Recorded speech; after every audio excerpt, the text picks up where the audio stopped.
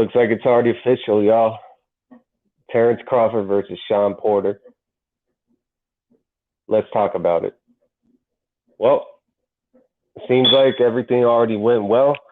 Now we're just waiting for the promotional posters to come out. It seems like this fight is already a go. The purse bid was canceled because they already just officially made the fight. I'm hearing that it's going to be on ESPN. So look forward to that. And I'm pretty sure that it's on pay-per-view, of course. So for those of you that are going to pay for the fight, well, I mean, this is your opportunity. You know, if you guys want to support the fight and the fighters, you know, the ones that are actually like fighting each other and stuff, then I think this is a good way to contribute your liking to the sport, your relationship to the sport, I would say. But then again, I really can't tell another man how to spend their money. So either ways, let's talk about this fight. Terence Crawford, man, he's age 34. Shawn Porter, same age, I would assume. And both guys have different styles. Terence Crawford is very versatile. He's one of the most versatile fighters that I've seen in the modern era of boxing, probably since Andre Ward and, well, obviously Floyd Mayweather post both of their retirements.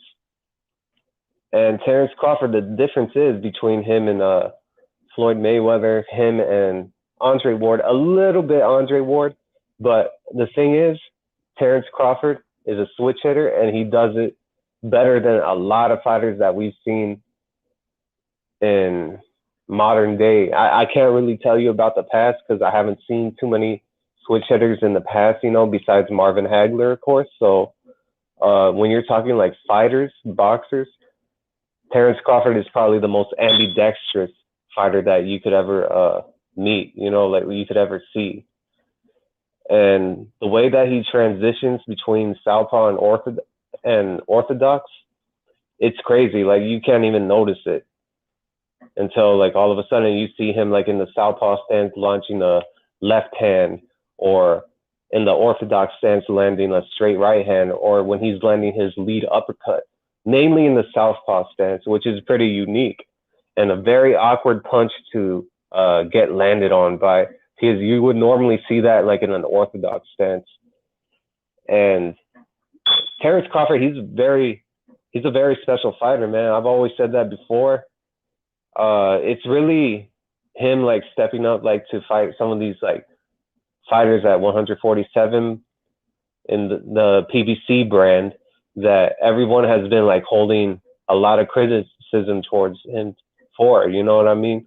Like, I've been wanting to see him fight Keith Thurman's. I've been wanting to see him fight even Shawn Porter's, man, you know, and obviously the big one, Errol Spence Jr. But even though we're getting this a little bit later, it's still better late than never, in my opinion. And, man, I could go on and on about, like, the whole career about Terence Crawford, like how many years that we've missed. But the thing is, he's here now, and he's still 34 years old. So we still got a couple of good years left in him to see like what he can really do like at his peak. And when I'm talking about his peak, I'm talking about him like being in his mid 30s before he starts hitting that 35, 36, 37 block. Mainly around 36, 37. That's when I start to really see like fighters at welterweight or just in the lower weights period, man, that you start to see like the decline increasing faster and faster.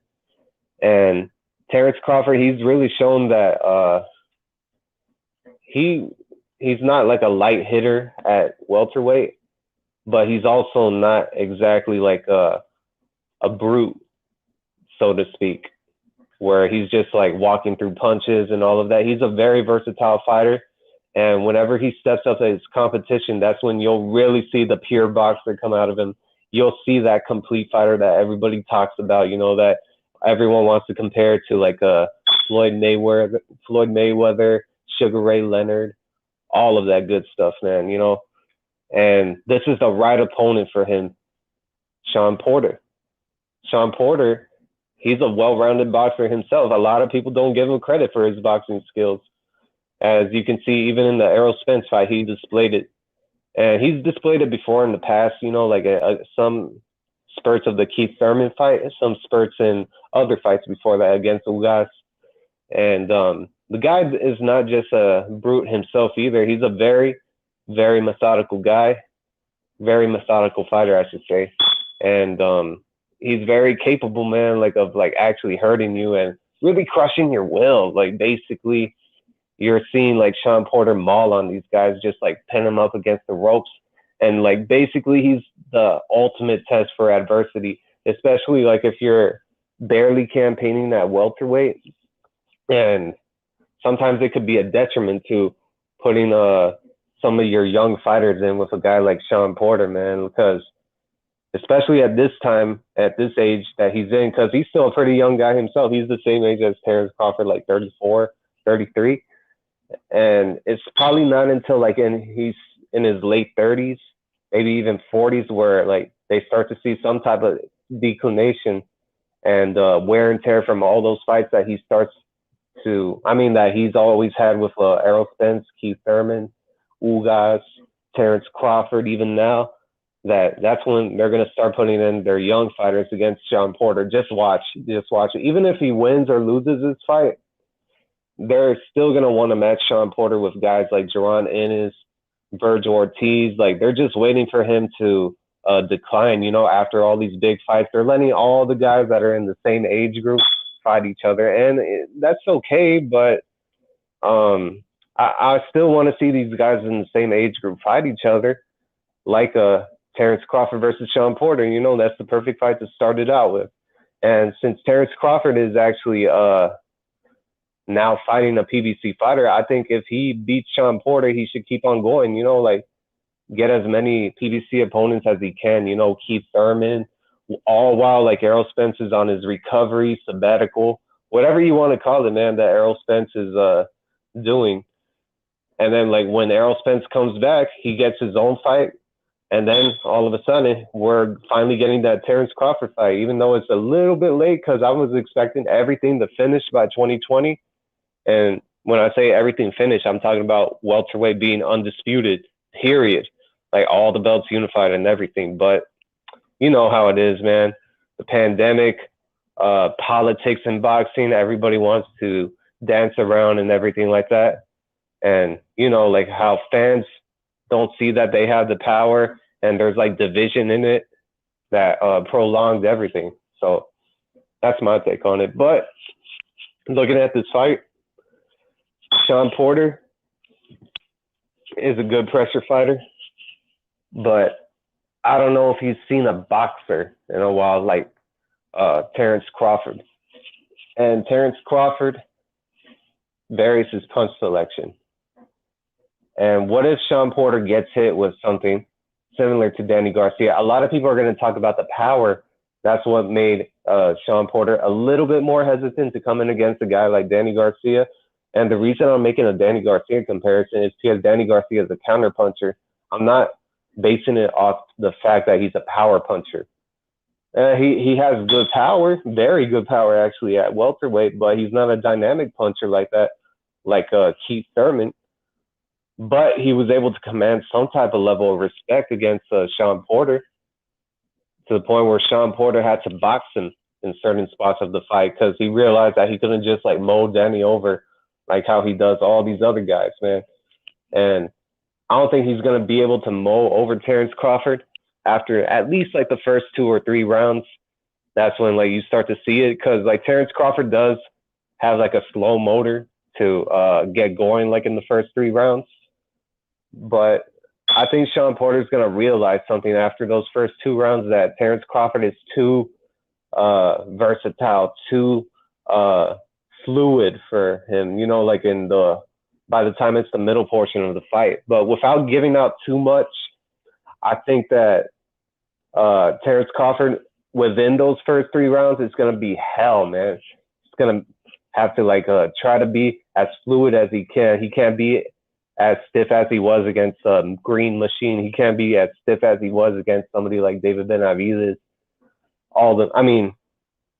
Jose Benavides, not David, not David, but yeah, that's what I'm trying to say. Like Terence Crawford really needs to be mobile within those first 3 rounds, and I think he can be, man, because like I've said before, it takes his level of competition for him to bring out that confidence in him to actually access his skill set, man. Because we've been needing to see that for a while. Because the only time that I've actually seen him confident enough to bring out his skill set when he realizes there's a threat, or like when somebody's like putting the pressure on him to say, "Oh no, you haven't fought this guy. This guy's calling you out, bud. But you gotta do something, man. I'm questioning your integrity as a man, all that type of shit." Because I remember hearing people like that talk about Victor Postol, you know, like how he might be able to beat Terence Crawford, saying, "Oh, look at Terence Crawford. I could see nervous energy in him when they were facing off against Victor Postol." I remember y'all, and I know that y'all are probably gonna listen to this video and remember all those comments that you posted back then, and I might even reply to them even now. So, yeah, be on the lookout for that. But also, I've heard some people that were already like hyping up, well, not hyping up, but like firing up Felix Diaz, like when he was calling out Terence Crawford. And you saw what Terence Crawford did to both of them, man. He really, really, really embarrassed them, especially Felix Diaz, man. He was just rubbing on his head with the glove and everything. Not saying that he would do that against Shawn Porter or anything, but Terence Crawford has a mean streak, believe it or not. And I know that Shawn Porter is going to make it a physical fight, but I just believe in Terence Crawford's ability a lot. And I do think that he does have some vulnerabilities, but I think we're underestimating him a little bit too much because we haven't seen him bring it out yet at 147 pounds. Not even against Jeff Horn, not even against all these big fights that he's had at 147. So to me, it's more so of a confidence thing and a level of competition thing. That's why people think that Terence Crawford is on the decline. I mean, he is slowing down a little bit in his reflexes, but that's really based on him like not being up for the challenge. You know what I mean? Not saying that he's not there to win or anything. He's gonna be there to win, but there's not that much energy in facing the guy like Kell Brook at that point of his career compared to like a thoroughbred PBC fighter, you know, that's been fighting other PBC fighters that were like the top welterweights for years and stuff. It's not the same energy, you know what I mean? And I think we're going to see that very soon. And Shawn Porter, man, I don't really need to say too much about Shawn Porter because Shawn Porter is always up for the challenge. And he's doing it again, man. He could say, like, by the time he's retired, that he's faced everybody. And nobody's going to doubt him. Nobody's going to criticize him, man. And I'm pretty sure that I don't think I've seen too many people, like, hate on Shawn Porter like that besides his style. But why would you hate his style, man? You know what I mean? Like, that's just him trying to win, you know what I mean? Like, I never understood that, like, people would hate him, like, personally just because, like, of the way that he fights. Even though that every time that he stepped up to fight all these champions like Keith Thurman, Errol Spence, he gave out fights of the year. So it's better to give Shawn Porter his flowers while he's still here, man, like as the saying goes. So, yeah, that's pretty much my take on the fight, my brief outline. I'm going to be doing more videos on this, more lives, especially on Terence Crawford versus Shawn Porter, and even more fights to come, obviously. So take it easy, guys. Just wanted to let you know that this fight is already official, and let me know what your thoughts are in the comment section, man. And who are you picking for this fight? Or if not, if you're not going to tell me who you're going to pick for this fight, that's okay. You can just tell me like how you see this fight going down, like maybe in the early parts, or like how this fight is going to look. Is it going to be a regular, generic Shawn Porter fight that we've always seen him do, you know, like maul somebody, or is it going to be some type of like boxing chess match, you know, because of Terence Crawford? Or even Shawn Porter, man, like he's not going to put the pressure on as much as people would like to think that he was going to put on Terence Crawford physically. So, yeah, pretty much. That's pretty much it for the video. Appreciate y'all stopping by, and drop a like or not. really doesn't matter to me, man, because I'm just gonna be doing these videos based on like how I feel, I guess. I don't know. But anyways, take care, y'all. Peace.